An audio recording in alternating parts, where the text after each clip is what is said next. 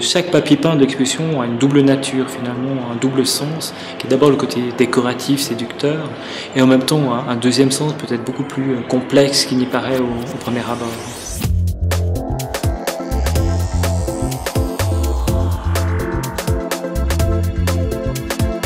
On a repris cette idée de la tâche symétrie en prenant une carte de l'Europe du Nord. C'est-à-dire qu'on n'a pas le droit de couper les feuilles, on n'a pas le droit de les coller, et qu'on doit simplement suspendre.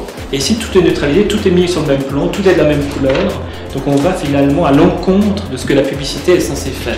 Il avait transformé une galerie en fabrique de chocolat.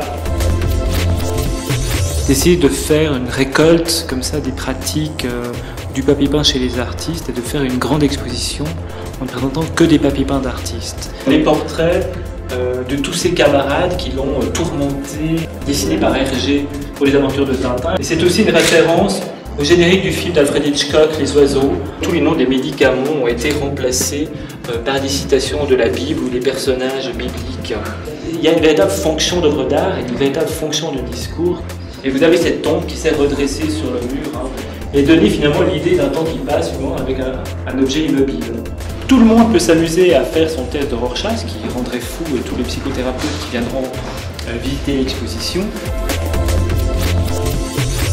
Pour montrer aussi que les designers se sont réintéressés finalement à ces médiums en proposant de nouveaux motifs ou de nouvelles fonctions au papier peint. Vous avez un dégagement de chaleur, un prototype d'un papier peint absorbant acoustique, d'un papier peint qui réagit avec l'IFO.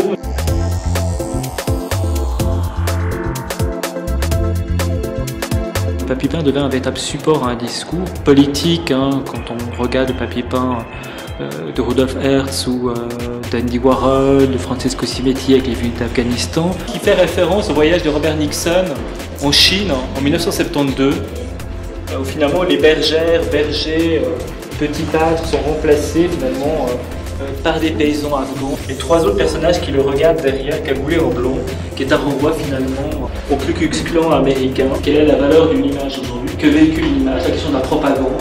Ce que recèle un portrait, qui soit politique ou culturel, comme ici avec Marcel Duchamp. Esthétique peut-être chez Damien Hirst avec ses ailes de papillon, ou celui qui m'entoure derrière moi du studio Job et ses squelettes d'animaux.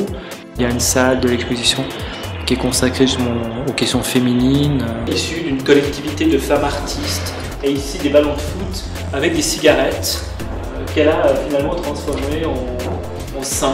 C'est un papier peint qui parle de la situation finalement politique en Iran.